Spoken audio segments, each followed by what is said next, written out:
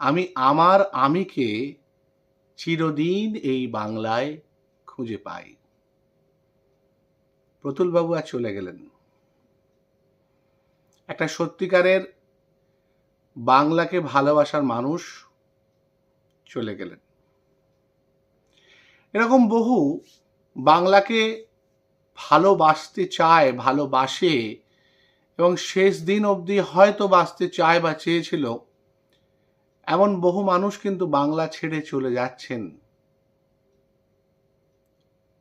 হয় প্রতুলবাবুর মতো চলে যাচ্ছেন পৃথিবী ছেড়ে, কিছু অভিমান, কিছু দুঃখ এবং দীর্ঘমেয়াদী কষ্ট নিয়ে, আর কিছু মানুষ জীবদ্দশাতেই ছেড়ে চলে যাচ্ছেন। দুপার বাংলাতেই, ওপার বাংলারও বহু মানুষ, আমি ধর্ম রাজনীতির দিকে যাচ্ছি না, যদিও প্রসঙ্গক্রমে সবই এসে পড়ে, কেউ কিন্তু তাদের মাতৃভূমি, তাদের মাতৃভাষা যেখানে তারা নিশ্চিন্তে কথা বলতে পারবে, বিবাদ করতে পারবে, প্রেম করতে পারবে। গতকালই ভ্যালেন্টাইন্স ডে, প্রেমের দিন গেছে, যদিও ইতিহাস ঘাঁটলে ভ্যালেন্টাইন্স ডের একটা অন্য রকমের মানে দাঁড়ায়। তবু আমাদের বাংলায় যেরকম সরস্বতী পুজোকে আমরা বাংলার ভ্যালেন্টাইন্স ডে ভাবি, তেমনি ইংরাজিতে 14ই ফেব্রুয়ারিকে ভ্যালেন্টাইন্স ডে ধরা হয়।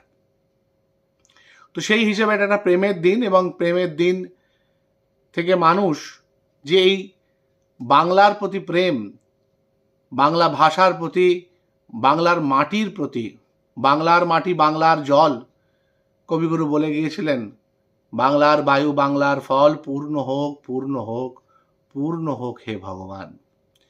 সেই বাংলা ছেড়ে কিন্তু বহু মানুষ আজ কেউ জীবিকার সন্ধানে, কেউ বা জীবনটাতে তৃতি বিরক্ত হয়ে চলে যাচ্ছেন।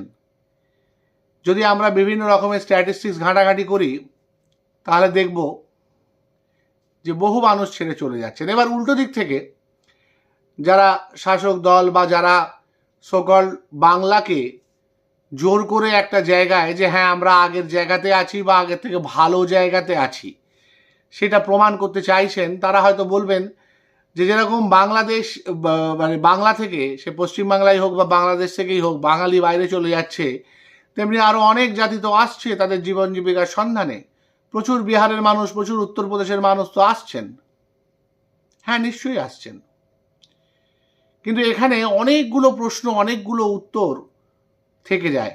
আমি জানেন তো, আমার জীবন